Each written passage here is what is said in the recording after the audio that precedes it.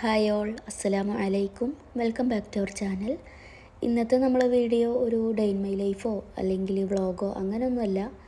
ചെറിയൊരു കാര്യം നിങ്ങളുമായിട്ട് ഷെയർ ചെയ്യാമെന്ന് വിചാരിച്ചു. അത് വേറൊന്നുമല്ല, നമ്മളെല്ലാവരും പെരുന്നാളിന് മൈലാഞ്ചി ഇടണമെന്ന് ആഗ്രഹിച്ച് നടക്കുന്ന ആളുകളായിരിക്കുമല്ലേ. എല്ലാവർക്കും ഇഷ്ടമുള്ളൊരു കാര്യമാണ് മൈലാഞ്ചി ഇടുക എന്നുള്ളത്. അപ്പോൾ ഈ മൈലാഞ്ചി ഇടുമ്പോൾ നമ്മൾ ശ്രദ്ധിക്കേണ്ട കുറച്ച് കാര്യങ്ങളുണ്ട്. ഇപ്പോൾ എനിക്ക് കമൻറ്റ് ബോക്സിൽ തന്നെ കുറച്ച് ആളുകൾ ഡൗട്ടൊക്കെ ചോദിച്ചിരുന്നു. ശർക്കര മൈലാഞ്ചി ഇട്ടാൽ വുളുവിൻ്റെ വെള്ളം ചേരുമോ, എങ്ങനെയുള്ള മൈലാഞ്ചിയാണ് നമ്മൾ ഇടാൻ പാടുള്ളത് എന്നൊക്കെ ചോദിച്ചിട്ട്. അപ്പോൾ അതിനൊക്കെ കുറിച്ചിട്ടുള്ള കാര്യങ്ങളാണ് ഇന്നിപ്പോൾ ഈ വീഡിയോയിലൂടെ നമ്മൾ ഷെയർ ചെയ്യുന്നത്. ഞാനിപ്പോൾ ഈ പറയാൻ പോകുന്ന കാര്യങ്ങൾ കേൾക്കുമ്പോൾ കുറച്ച് ആളുകൾക്കെങ്കിലും എന്നോടൊരു ദേഷ്യം തോന്നാം, പ്രത്യേകിച്ച് ഈ മെഹന്തിയൊക്കെ സെയിൽ ചെയ്യുന്ന ആളുകൾക്ക്. പക്ഷേ ഇങ്ങനെയുള്ള കാര്യങ്ങൾ നമുക്ക് ഷെയർ ചെയ്യാതിരിക്കാനും പറ്റില്ല. അപ്പോൾ ആദ്യം നമുക്ക് വുളുഇൻ്റെ വെള്ളം ചേരില്ല എന്ന് അത്രയും ഉറപ്പുള്ള കുറച്ച് മൈലാഞ്ചികളുണ്ട്, അതിനെക്കുറിച്ചിട്ട് പറയാം. അതാണ് നമ്മൾ മാർക്കറ്റിൽ കിട്ടുന്ന റെഡ് ബി, ബിഗ് ബി, പിന്നെ വേറെ ഉണ്ടല്ലോ കുറേ പെട്ടെന്ന് ചോക്കുന്ന കുറച്ച് മെഹന്തികൾ. അതൊക്കെ ഈ റെഡ് ബിയും ബിഗ് ബിയൊക്കെ ഞാനും പണ്ട് കുറേ ഉപയോഗിച്ചിരുന്നു. പ്രത്യേകിച്ച് എൻ്റെ മോന് ചെറുതായിരിക്കുന്ന സമയത്ത് നമുക്കങ്ങനെ ചെറിയ കുട്ടികളൊക്കെ ഉണ്ടെങ്കിൽ കുറേ നേരമൊന്നും ഇങ്ങനെ മെഹന്തി കയ്യിൽ വെച്ചിട്ട് ഇരിക്കാനൊന്നും പറ്റില്ലല്ലോ. അപ്പോൾ ഈ പെരുന്നാൾ വരുമ്പോൾ അല്ലെങ്കിൽ വല്ല കല്യാണങ്ങളൊക്കെ ഉണ്ടാകുമ്പോൾ ഞാനിതുപോലെ അങ്ങനെയുള്ള മെഹന്തിയൊക്കെ യൂസ് ചെയ്തിട്ട് മൈലാഞ്ചി ഇടും. എന്നിട്ട് അങ്ങനെയാണ് ഞാൻ ചെയ്തിരുന്നത്. പക്ഷേ അന്നൊന്നും നമുക്കറിയില്ലല്ലോ ഇങ്ങനെ വുളുഇൻ്റെ വെള്ളം ചേരുന്നുണ്ടോ ഇല്ലേ എന്നൊന്നും.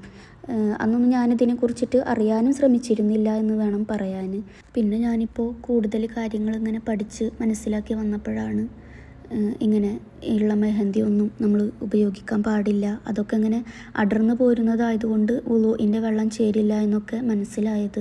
ശരിക്കും പറഞ്ഞാൽ എനിക്കപ്പോൾ മനസ്സിലൊരു കുറ്റബോധമൊക്കെ തോന്നി, ഒരു എന്താ പറയുക, ഒരു വിഷമമൊക്കെ തോന്നി. ഞാൻ അറിവില്ലായ്മയോണ്ട് അങ്ങനെയൊക്കെ ചെയ്തല്ലോ എന്നാലോചിച്ചിട്ട്. ചില കാര്യങ്ങൾ അങ്ങനെയാണ്, നമ്മൾ നിസ്സാരം എന്ന് കരുതുന്ന കാര്യങ്ങളൊക്കെ ചിലപ്പോൾ വലിയ തെറ്റുകളിലേക്കായിരിക്കും പോകുന്നുണ്ടാവുക. ഇപ്പോഴും കുറേ ആളുകൾ ഇങ്ങനെയുള്ള റെഡ് ബിയും ബിഗ് ബിയൊക്കെ ഉപയോഗിക്കുന്നുണ്ടാവും, പ്രത്യേകിച്ച് ചെറിയ കുട്ടികളൊക്കെ ഉള്ളവർ. അതുപോലെ കുറേ നേരം മെഹന്തി കയ്യിൽ വെച്ചിരിക്കാൻ ക്ഷമ ഇല്ലാത്തവരൊക്കെ. അപ്പോൾ അങ്ങനെയുള്ളവരൊന്നും ഇനി ഇത് ഉപയോഗിക്കാതിരിക്കുക. അങ്ങനെയുള്ള മെഹന്തികളൊക്കെ പെട്ടെന്ന് ചുവന്ന് കിട്ടുമെങ്കിലും ഒരു 2 ദിവസം കഴിഞ്ഞാൽ തന്നെ നമ്മളെ കയ്യിൽ നിന്ന് അതിങ്ങനെ അടർന്നു പോരുന്നത് കാണാൻ പറ്റും. അപ്പോൾ അത് വുളുഇൻ്റെ വെള്ളം ചേരാത്ത മെഹന്തികളാണ്, അതുകൊണ്ടാണ് അത് ഉപയോഗിക്കാൻ പാടില്ല എന്ന് പറയുന്നത്. ഇനി നമുക്കൊക്കെ ഉണ്ടാകുന്നൊരു ഡൗട്ടാണ് ഈ ശർക്കര മൈലാഞ്ചി, മൈദ മൈലാഞ്ചി അതൊക്കെ ഉപയോഗിക്കാൻ പറ്റുമെന്ന്. ഇന്നിപ്പോൾ ഇങ്ങനെയുള്ള മെഹന്തിയൊക്കെ നമുക്ക് മാർക്കറ്റിൽ കിട്ടാനുണ്ട്. അതേപോലെ ഓർഗാനിക് ഹെന്ന എന്ന പേരിലൊക്കെ നമുക്ക് കിട്ടാനുണ്ട്.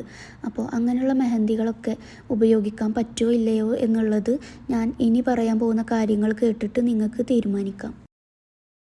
നമ്മളെപ്പോലുള്ള ആളുകളൊക്കെ വിചാരിക്കുന്നൊരു കാര്യമുണ്ട്, ഓർഗാനിക് ഹെന്ന എന്ന് കേൾക്കുമ്പോൾ അത് വുളു ശരിയാകുന്ന മൈലാഞ്ചിയാണ് എന്നാണ് നമ്മളൊക്കെ വിചാരിക്കാറ്. പക്ഷേ അങ്ങനെയല്ല. ഇന്നിപ്പോൾ മാർക്കറ്റിൽ വുളുഇൻ്റെ വെള്ളം ചേരുന്ന മൈലാഞ്ചികൾ എന്നുള്ള പേരിൽ കുറേ മൈലാഞ്ചികൾ നമുക്ക് കിട്ടാനുണ്ട്. പക്ഷേ യഥാർത്ഥത്തിൽ അതിൽ ചിലതൊന്നും വുളുഇൻ്റെ വെള്ളം ചേരുന്നതല്ല. നമ്മളിപ്പോൾ ഒരു ഷോപ്പിലേക്ക് മൈലാഞ്ചിയൊക്കെ വാങ്ങാൻ പോയിട്ടുണ്ടെങ്കിൽ അവിടെ അവർ നമ്മളോട് പറയുക ഇത് ഹലാലാണ്, വുളുഇൻ്റെ വെള്ളം ചേരുന്ന മൈലാഞ്ചിയാണെന്നൊക്കെ പറഞ്ഞിട്ടായിരിക്കും നമുക്ക് തരിക. പക്ഷേ അങ്ങനെയുള്ള ആളുകളുടെ വാക്കുകളിലൊന്നും വീഴാതെ അങ്ങനെയുള്ള മൈലാഞ്ചികളൊന്നും വാങ്ങാതിരിക്കുക. നല്ല രീതിയിൽ അന്വേഷിച്ചിട്ട് നമ്മളെ പരിചയത്തിലുള്ള നമുക്ക് വിശ്വാസമുള്ള ആളുകൾ ഉണ്ടാക്കുന്ന മൈലാഞ്ചി ആണെങ്കിൽ അവരെ അനുഭവത്തിൽ നിന്ന് അതൊന്നും പൊളിഞ്ഞു പോരുന്നില്ല, അടർന്നു പോരുന്നില്ല എന്നൊക്കെ ഉറപ്പുള്ള മൈലാഞ്ചികളാണെങ്കിൽ മാത്രം വാങ്ങുക. ഈ പൊളിഞ്ഞു പോരുക എന്ന് പറയുമ്പോൾ അതിങ്ങനെ അടർന്നു പോരുക എന്ന് മാത്രമല്ല അർത്ഥമുള്ളത്. നമ്മളിങ്ങനെ ഒന്ന് ചൊറിഞ്ഞു നോക്കിയാൽ അതിങ്ങനെ പൊടി പൊടിയായിട്ട് പോരുന്ന മൈലാഞ്ചികളുണ്ട്. അതും ഇങ്ങനെ വുളുഇൻ്റെ വെള്ളം ചേരാത്ത മൈലാഞ്ചികളാണ്.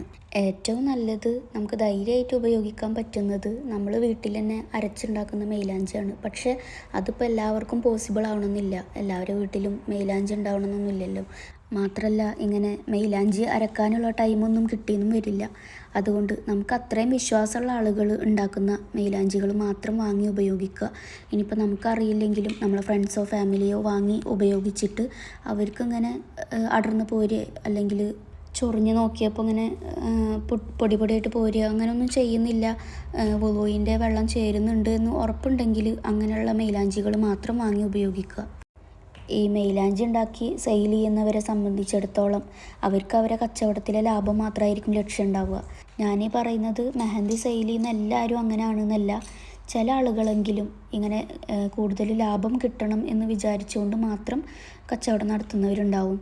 അങ്ങനെയുള്ള ആളുകൾക്ക് നമുക്കിപ്പോൾ വുളുഇൻ്റെ വെള്ളം ചേരുമോ ഇല്ലേ എന്നുള്ളതൊന്നും അവരെ ബാധിക്കുന്ന കാര്യമായിരിക്കില്ല. അവർക്കതൊന്നും പ്രശ്നം ഉണ്ടായിരിക്കില്ല. ഇന്നിപ്പോൾ വുളുഇൻ്റെ വെള്ളം ചേരുന്നുണ്ട് എന്ന പേരിൽ നെയിൽ പോളിഷുകൾ അടക്കം കിട്ടാനുണ്ട് എന്നാണ് പറയുന്നത്.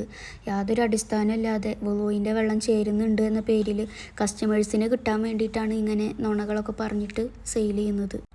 അതുകൊണ്ട് നമ്മൾ നല്ല രീതിയിൽ അന്വേഷിച്ച് ഉറപ്പ് വരുത്തിയ ശേഷം മാത്രം മൈലാഞ്ചികൾ വാങ്ങി ഉപയോഗിക്കുക.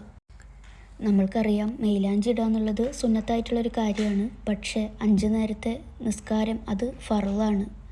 നമ്മളെ വുളു ശരിയായെങ്കിൽ മാത്രമേ നിസ്കാരവും ശരിയാവുള്ളൂ. അതേപോലെ തന്നെ വുളു ചെയ്തെങ്കിൽ മാത്രമേ നമുക്ക് പരിശുദ്ധ ഖുർആൻ പിടിച്ചുകൊണ്ട് നമുക്ക് ഓതാൻ പറ്റുള്ളൂ.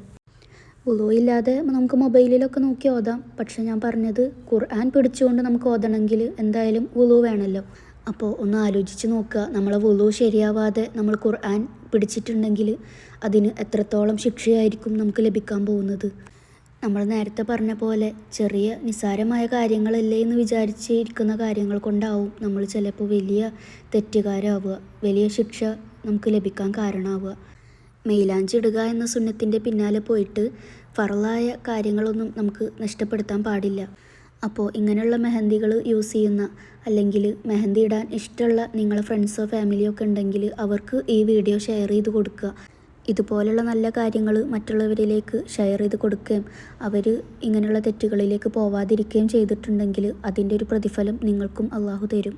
ഇനി നമുക്കൊക്കെ ഉണ്ടാകുന്നൊരു ഡൗട്ടാണ് ശർക്കര മൈലാഞ്ചി ഒക്കെ നമ്മൾ വീട്ടിലുണ്ടാക്കിയിട്ട് ഉപയോഗിക്കാൻ പറ്റുമെന്നുള്ളത്. അതിനെക്കുറിച്ച് ഒരുവിധം പണ്ഡിതന്മാരൊക്കെ പറയുന്നത് അങ്ങനെ അടർന്നു പോരുന്ന മെഹന്തി അല്ലാത്തത് കൊണ്ട് ഉപയോഗിക്കാൻ പറ്റും എന്നാണ്. പിന്നെ ഞാനും ശർക്കര മൈലാഞ്ചിയൊക്കെ ഉപയോഗിച്ചിട്ടുണ്ട്. അതിങ്ങനെ അടർന്നു പോരുന്നതായിട്ടൊന്നും എനിക്ക് തോന്നിയിട്ടില്ല. അടർന്നു പോരാത്തത് വുളുഇൻ്റെ വെള്ളം ചേരും എന്നാണല്ലോ പറയുന്നത്.